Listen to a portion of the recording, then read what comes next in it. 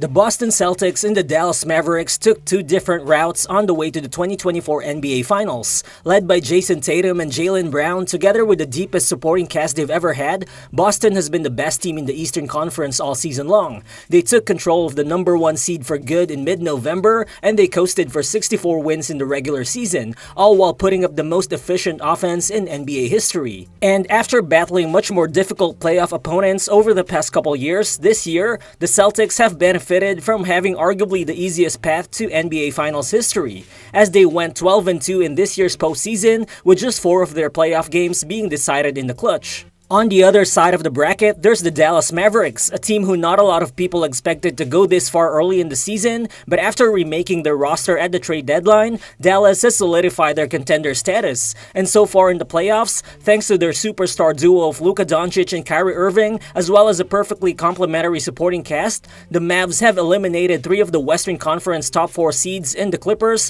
Thunder, and the Timberwolves. And now, the Mavs are on the cusp of being the first ever number 5 seed to win an NBA championship. Well, Boston enters the NBA Finals as the favorites with a championship or bust mentality, with home court advantage, and with 2 wins in as many games against the Mavs this past regular season.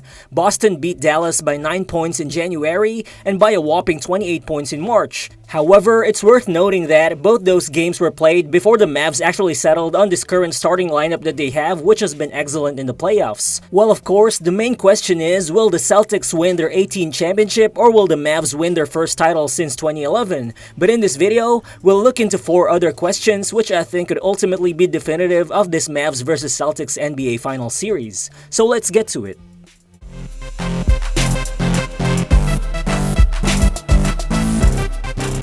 The first main question that I have is, can the Boston Celtics actually slow down the Dallas Mavericks superstar backcourt? Well, the Mavs entered the NBA Finals with one huge advantage, and that is they have the best player in this series in Luka Doncic. That dynamic already cost the Celtics a championship when Steph Curry beat them in the NBA Finals just 2 seasons ago. But then, Luka Doncic's co-star is no slouch either. Kyrie Irving's resume includes one of the biggest shots in NBA Finals history, and together, Luka and Kyrie appear to be the best active backcourt in the league today, and that's actually been very evident in this year's playoffs, as this postseason, the Mavs have outscored opponents by 9.1 points per 100 possessions with Luka and Kyrie both on the floor. And most recently, in the conference finals against the NBA's best defense in the Minnesota Timberwolves, Doncic and Irving actually combined to average 59 points per game, with both of them scoring more than 30 points in 3 of the 5 conference finals games, with Kyrie shooting a solid 38% from the 3-point line, while Luka shot a ridiculous 43% from deep himself.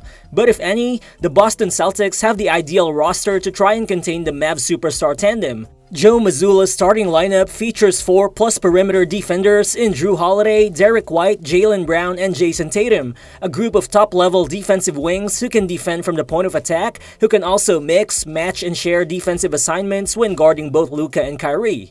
During the regular season, the Celtics' primary defender in Luka was Jaylen Brown, while Jrue Holiday was second in matchup frequency against Luka. Then Kyrie Irving was mostly defended by either Jrue Holiday or Derrick White. Well, Luka Doncic still looked unstoppable as he averaged a 35-point, 15-rebound, and 12-assist triple-double in those 2 games against Boston. But Boston won both of those games anyway because Luka's teammates just couldn't keep pace. Kyrie Irving in particular struggled against Jrue Holiday and Derrick White's tight defense, as Irving needed a total of 43 shots to produce 42 points, while also attempting a total of just 2 free throws in those 2 games. And I think that difference is notable because of what happened during the Mavs' closest call in the playoffs so far. Against OKC in the second round, Dallas relied on last-second free throw attempts to advance to the conference finals, and both the Mavs and the Thunder actually scored an even 636 points in their 6-game series. And one reason OKC stayed close was that Kyrie Irving was somehow limited to averaging just 15.7 points while putting up single-digit scoring numbers against OKC twice, largely because of how OKC's big wing defenders were able to make life uncomfortable for him. So ultimately, I think the battle between Kyrie Irving and the Jrue Holiday and Derrick White backcourt duo can swing this NBA Finals series. Well, for sure, Kyrie is a clutch player with NBA Finals experience, but if the Celtics can somehow limit him the same way OKC did, I think it's safe to say that Dallas will be in trouble even if Luka continues to score at will. But then moving on, the second question that I have is, how healthy will Kristaps Porzingis actually be in the NBA Finals? Well, by the time Game 1 tips off, it will have been 39 days since Porzingis last played an NBA game, and hitting the ground running after a nearly 6-week layoff should be a hard thing to do, most especially in this context that KP has to face, as he returns to the bright lights of the NBA Finals with his team heavily favored to win the title against a Dallas Mavericks team that traded for him as the missing piece of their championship puzzle, only for them to trade him again after some subpar playoff runs. Well, that could be a lot to deal with, but if Porzingis is able to deal with the situation and if it's something close to operational during his return, then I think he may well be the missing piece in the puzzle that prevents Dallas from winning it all, as the way KP should impact this final series could not be any more overstated. Well, Porzingis played in only one of the regular season games against Dallas, but he was a difference maker in that contest, as he scored 24 points on 8 of 14 shooting from the field and 50% shooting from deep, while capitalizing on every opportunity to hit open threes when the Mavs defenders collapsed in the paint against Boston's drivers. So basically, in the NBA Finals, expect Porzingis to scramble the Mavs' usual defensive strategy, which has worked wonders so far for them in the playoffs. Jason Kidd has been content to station either one of his bigs in Daniel Gafford and Dereck Lively around the basket while ignoring subpar shooters away from the rim. Against OKC, the Mavs left Josh Giddey open for instance, and against Minnesota, they also sagged off Rudy Gobert and Kyle Anderson. But Dallas just can't do that against Boston, especially with Kristaps Porzingis back. Every member of Boston's rotation, including Porzingis, is a willing and able three-point shooter. Boston led the NBA in three-pointers made and attempted per game during the regular season, while also converting 38.8% of their shots from deep, which is the second best mark in the league. Then so far in the playoffs, 4 of Boston's starters have continued to make three-pointers at a solid clip, although Jayson Tatum has actually slumped to 29%. But nonetheless, having Porzingis back as part of Boston's 5-out offense shall ultimately force Daniel Gafford and Dereck Lively to be pulled away from the paint.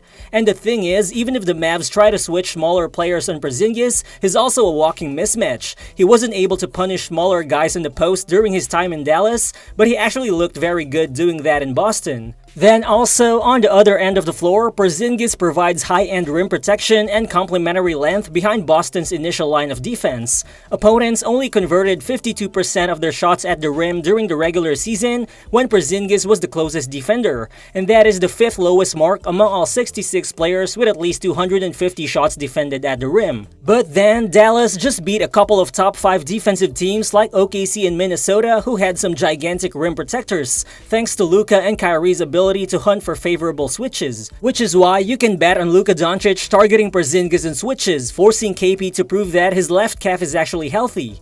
That's why if you're a Celtics fan, you should definitely be hoping that 39 days of rehab will help KP regain flexibility for him to be able to keep up in those possessions when he's forced to guard the perimeter. Well, the Eastern Conference was relatively weak that Boston didn't even need Porzingis for their last 9 playoff wins. They played a Miami team without Jimmy Butler, they played a Cavs team without Donovan Mitchell for 2 games, and they faced an Indiana team that only had Tyrese Halliburton for 2 full games.